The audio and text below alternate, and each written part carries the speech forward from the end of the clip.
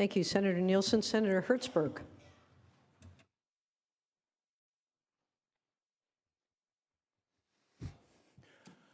Article 4 of our state constitution gives the legislature the power to pass a budget. The governor proposes a budget, but ultimately it is the legislative branch of government that decides, subject to the governor's veto or blue pencil, what is our state budget. That is the separation of powers.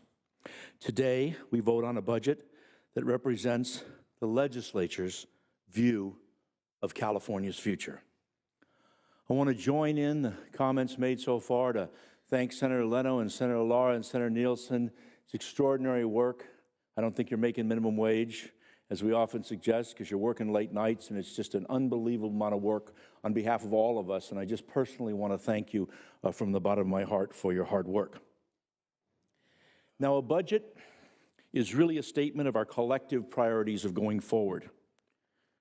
As expressed by Senator Leno, I am proud of this budget, of our investment in education, childcare, the environment, and especially our energy and water infrastructures. There are hundreds of areas covered in this budget, as alluded to by Senator Leno. Today, in my remarks, I want to focus on one: sustaining one of our most unique and historic institutions, the University of California. Our future as a state is tied, as it has always been, to the fate of the university. Has the University of California made various mistakes over the years? No question about it, absolutely. But we are talking about the long term, the big think, about supporting the institutions that are foundational to who we are. But of course, we must maintain the UC's universities, the University of California's strength to maintain our own. UC makes critical contributions to both our economic future and to the future of all Californians. A couple of numbers. First, for every dollar taxpayers invest, the University of California generates nearly $14 in economic output for the state every single year. That's $46 billion in economic activity produced from our 10 campuses. Second, UC researchers produced more than 1,700 inventions last year, more than 5 per day, many of these relating to the green energy and clean tech and kind of things that are so fundamental to some of the messages that are coming out of the Pro Tem's vision with respect to where we want to go for California.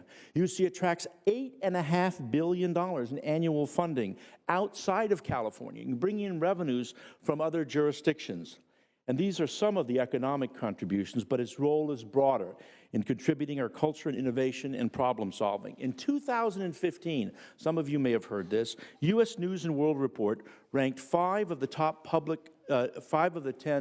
UC ranked 5 of the top public 10 universities nationwide, with Berkeley and UCLA being number 1 and number 2. In the 2014 Washington Monthly rankings, which focus on social mobility, research, and public service, UC campuses are 4 of the 5 top universities in the system. And the 2014 academic ranking of worldwide universities, 4 public universities are in the top 20.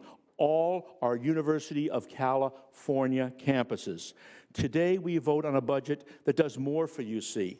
And as Mr. Leno says, Chairman Leno indicated, a lot for the Cal State University system than it has for past budgets when we had the tough times. And all I can say is thank goodness for that. But as we go forward, let's strive to invest year after year more in higher education. Let's make sure that those investments, ladies and gentlemen, are real ones and not illusions. Let's make sure that the University of California and Senator Block, the Cal State University system, can realize those investments and use them for our students. Those investments are ultimately the investments which form the foundation of the state of California. I ask for your aye vote on this very important measure. Thank you. Thank you, Senator Hertzberg. Senator Morlock. Thank you, Madam Chair. After 20 years in county government, 8 of them as a supervisor, this has been an interesting experience, having run a county that is probably larger than 20 states with a $5.5 billion budget. This has been an interesting drill.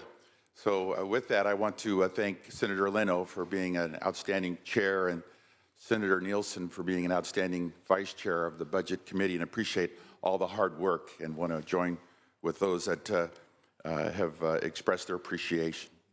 But I have a slightly different perspective on the state's budget and its priorities. And so with that, I have a small gift for our governor. I'd like to give him some blue pencils. I hope they're enough, but here are some of my concerns. This budget departs from the governor's budget and his call for greater fiscal restraint. Instead, it takes the most fiscally optimistic revenue estimates and spins up to that limit or that line, and it also has expenditures that are very optimistic if recent trends continue. This legislature should not use the higher revenue projections provided by the Legislative Analyst's Office. Our leadership should underpromise and overdeliver, not the opposite. This budget doesn't make a dent in our $72 billion of unfunded retiree medical liabilities, and it doesn't make a very large dent in our unfunded pension liabilities. I have just two concerns of many, but one is that in doing and asking the LAO for information on where is California on providing child care services for parents of school-age students. And we find that we're in the top 5 of our 50 states. But when we compare ourselves to the other 50 states, we're in the bottom 5 when it comes to fiscal condition. I also want to bring up the earned income credit, which is another very compassionate gesture, but really a symbolic one. We really need, as a state, that $400 million to pay down our debts, pay down our pension liabilities. It would seem to me that a reasonable compromise would be to approve the governor's budget, and then if the revenues actually meet the LAO's projections and the cash is in the bank, as we've heard earlier, that we have a trigger that says then we implement this budget. My preference, if we're looking at priorities, would be we should be allocating any additional revenues that are received by this state, that one quarter should go to addressing our unfunded pension liabilities, another quarter to our unfunded retiree medical liability, another quarter to repaying our external and internal borrowing that has been depleted during the Great Recession, and then another quarter to start addressing our transportation needs.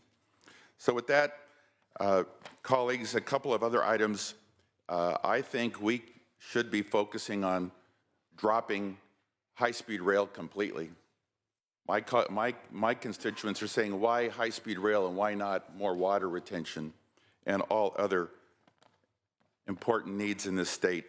So I see ourselves at a critical inflection point, a critical juncture where we have to decide, are we going to keep trending in a certain direction, or are we going to step back and say, we've got to start addressing our debts and our liabilities and give this state in better condition than we found it, and give it to our kids and our grandkids in a balanced format.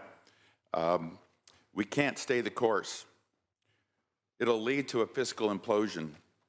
The time to change the course is now, and I stand opposed to AB 93. Thank you, Madam Chair. Thank you, Senator Morlock. Senator Mitchell.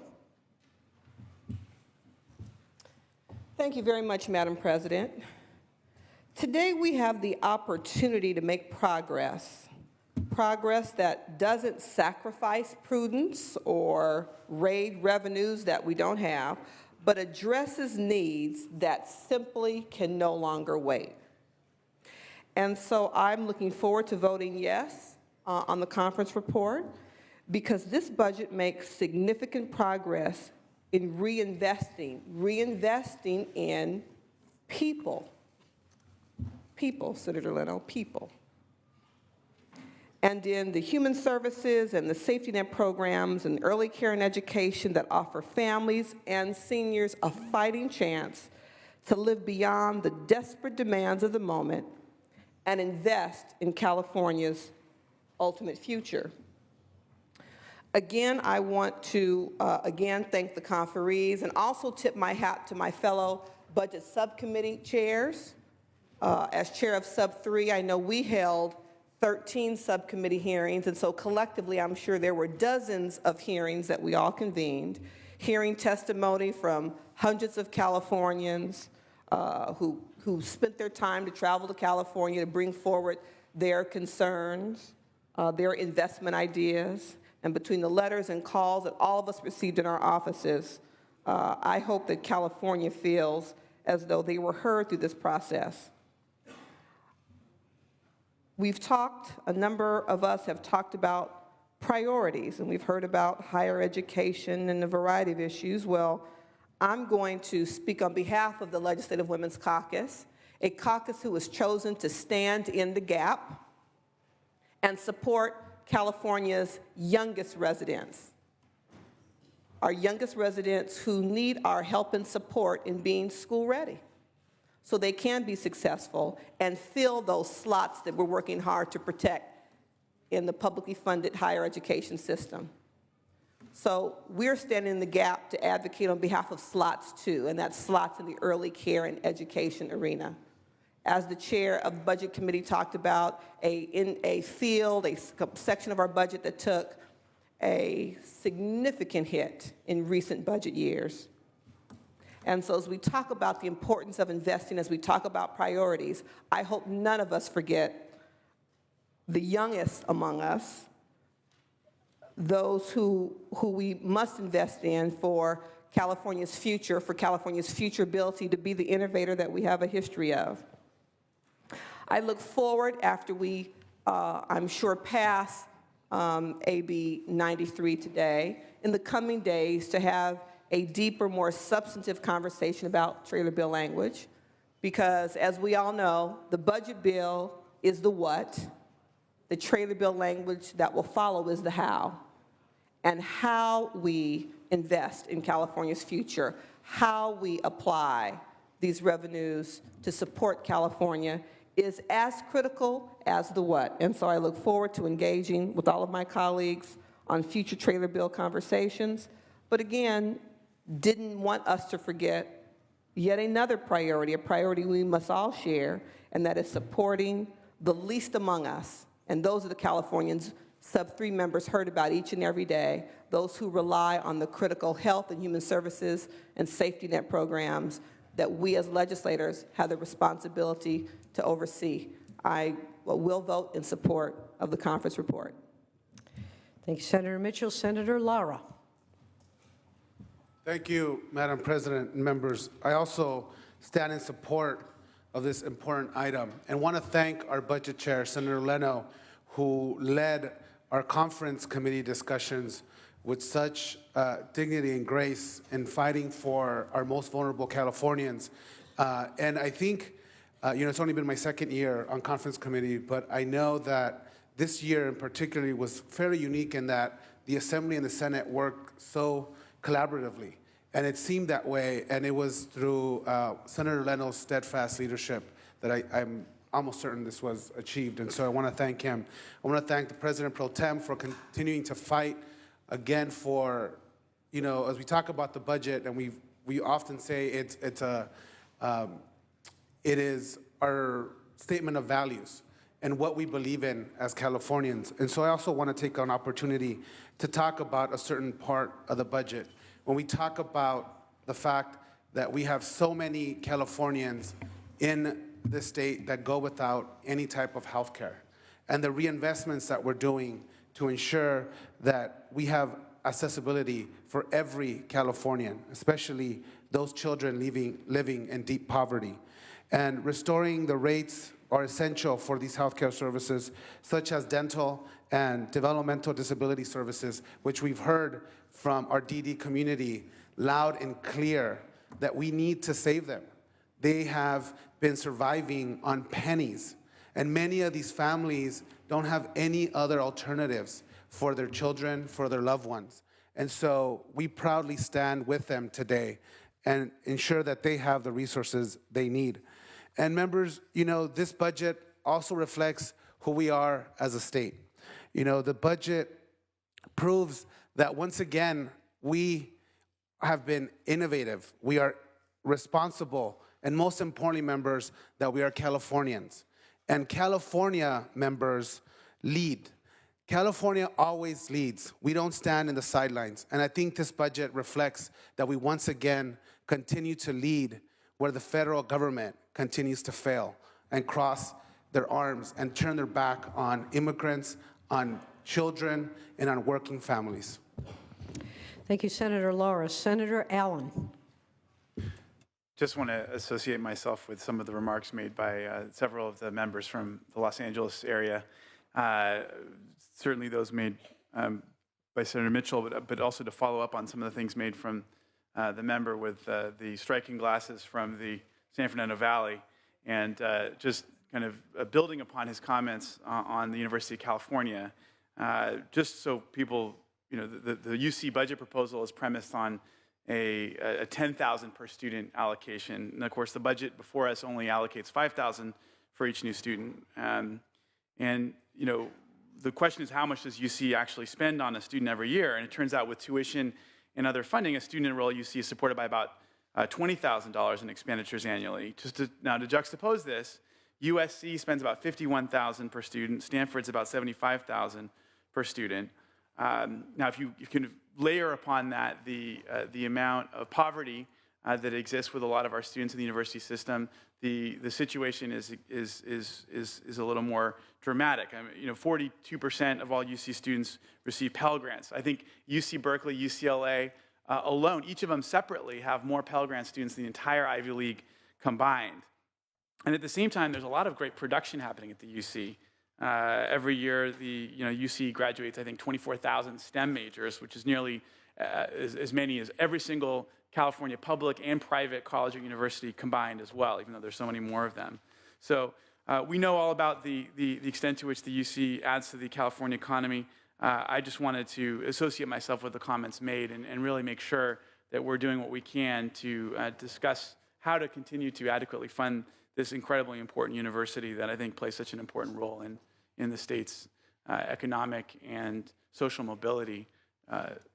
So thank you. Thank you, Senator Allen. Senator Stone. Thank you, Madam President and members. I believe that in the state of California, we don't have a revenue problem. I believe that we have a spending problem. And it was very apparent to me when I was on the Board of Supervisors for 10 years that we would always be very nervous at this time of the year when the state was entertaining their budget. Victor Hugo once said, "It's not easy to keep silent when silence is a lie." My friends, I want to believe that this is a real budget. And I want to commend the chairman and the vice chairman and those that have worked tirelessly on this budget to bring it forward, whether we all agree with the budget or we disagree with the budget, that it's a real budget that will be transmitted to the governor for his review. AB 93, the Budget Act of 2015. I'm asking each and every one of you, all members, is this a real budget we are voting on today, or is it just a sham budget? Prop 25 was intended to incentivize the legislature to pass a real budget on time and submit it to the governor on time.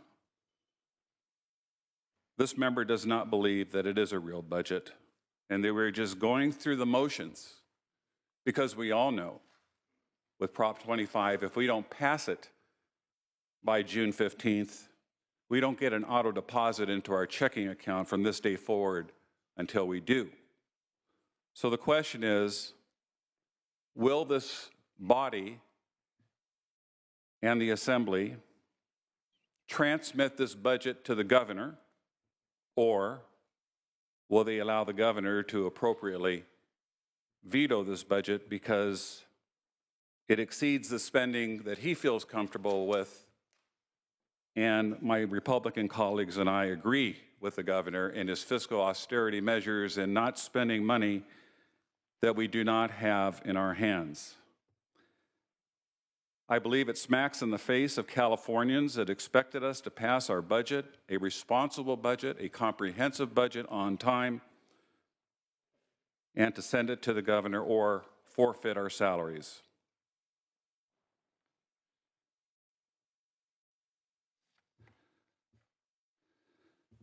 Government has grown dramatically since the Great Recession. We're going to spend $9 billion more than we did in last year's budget.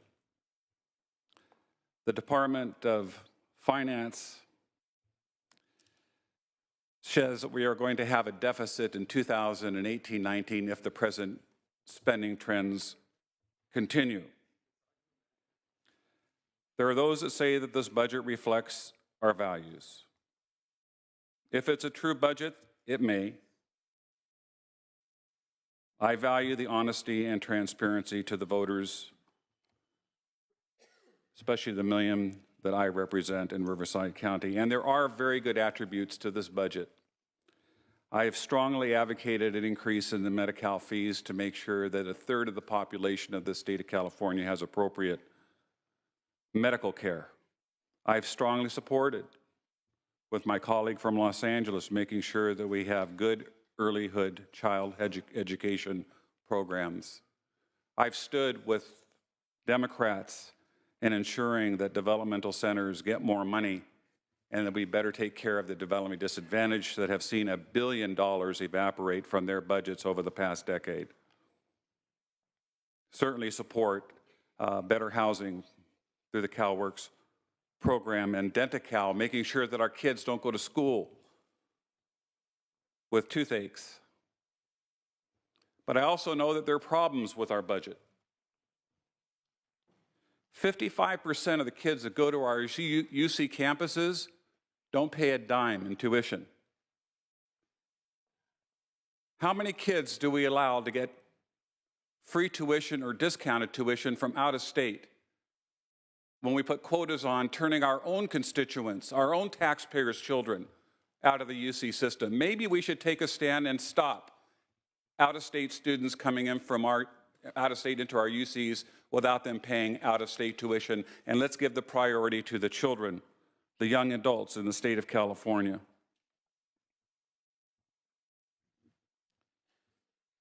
This budget is depending on the LAO's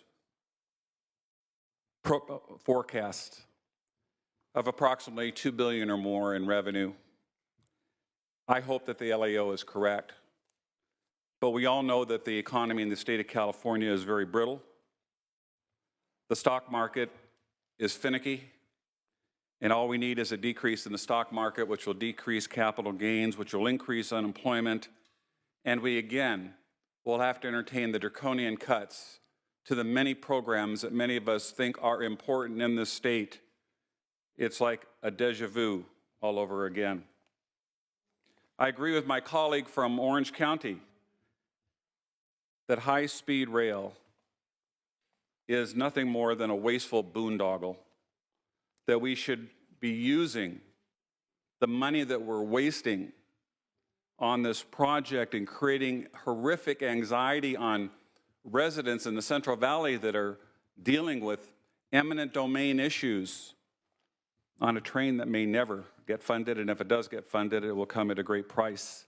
With actuarials, with a one-trip ticket from Fresno to Northern California being out of the reach of everyday Californians. The state responsibility area. We still have this tax that we're collecting that I think is an illegal tax that's under litigation that hurts so many people in my district that live in mountain communities that are struggling to make ends meet. Our Air Resources Board, unaccountable bureaucrats that impose onerous regulations that are killing and driving jobs out of our state. California has among the highest paid public employees in the nation with unfunded pension and retiree health obligations in the hundreds of billions of dollars. We need to start addressing this even more seriously than we have. Caltrans. This is an agency that needs an overhaul, my friends.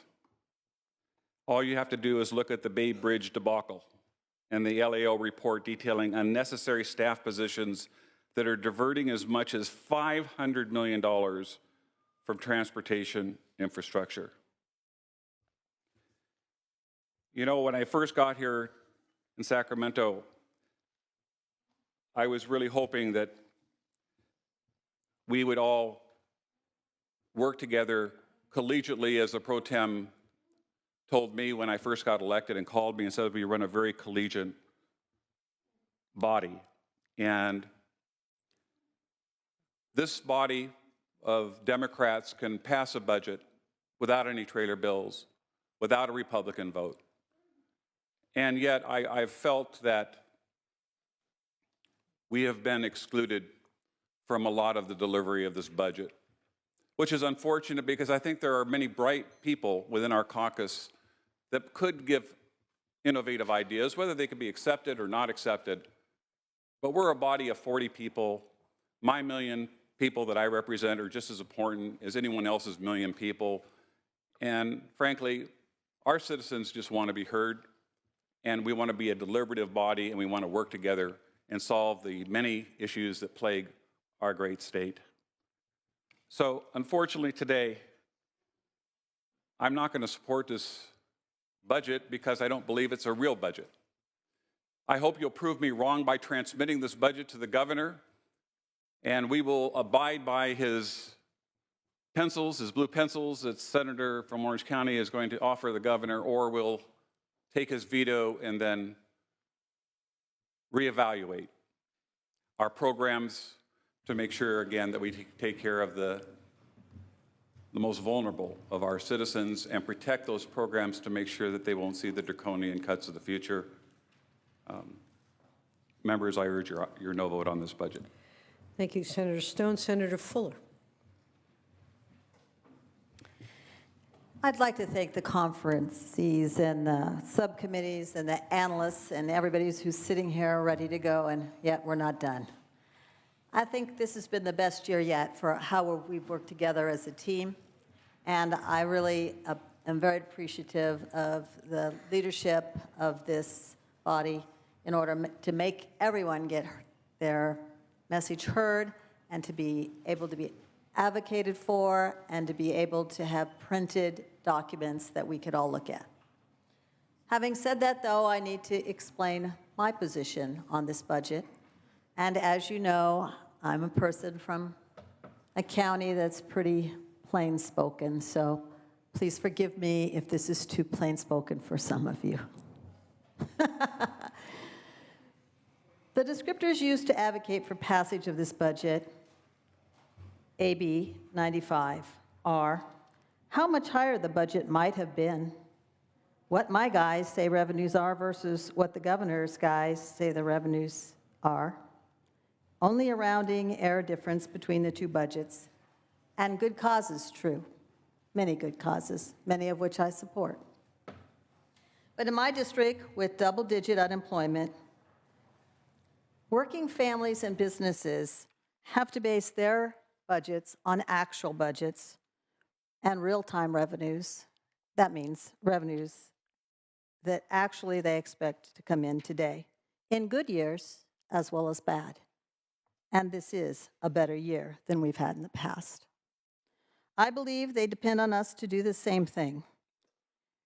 With double-digit unemployment in my area, I believe they expect us to develop priorities that we can sustainably fund today. And if there's more tomorrow, then come back and look at it again. They expect us to get back to work and do that. At least that's what I'm hearing from my constituents. Perhaps your message is different, and I respect that. But for my area, that is the reason that I will not be able to support the budget today. In reading the Department of Finance's footnotes, I found that they feel that this is possibly a path to a $2.5 billion deficit by 2018. This path can be avoided if we were to change it so that we were based more on actuals now. I thank you. I thank you for the process. I thank you for listening, and I thank you for appreciating the differences among us.